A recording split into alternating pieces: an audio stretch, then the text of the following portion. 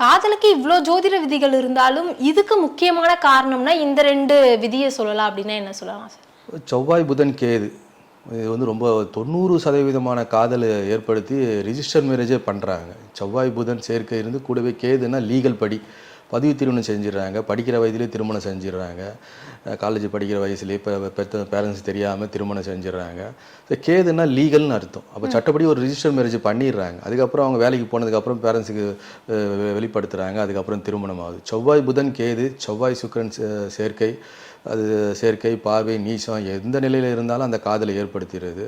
அதே மாதிரி புதன் குரு தொடர்பு, சூரியன் சனி, சனி சந்திரன் இதெல்லாம் 5ஆம் அதிபதியும் 11ஆம் அதிபதியும் எந்த லக்னமாக இருந்தாலும் 5ஆம் அதிபதியும் 11ஆம் அதிபதியும் தொடர்பு பெறுகின்ற போது 5ஆம் அதிபதின்றது காதலை காதல் உணர்வு ஏற்படுத்துறது. 11ஆவது எண்ணங்கள் ஆசைகள் நிறைவேறுது.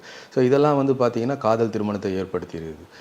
90% பார்த்திங்கன்னா செவ்வாய் புதன் கேது முக்கிய பங்கு வகிக்குது. ஏன்னா கேதுன்னா வலைன்னு அர்த்தம். காதல் வலையில் போய் விழுறது.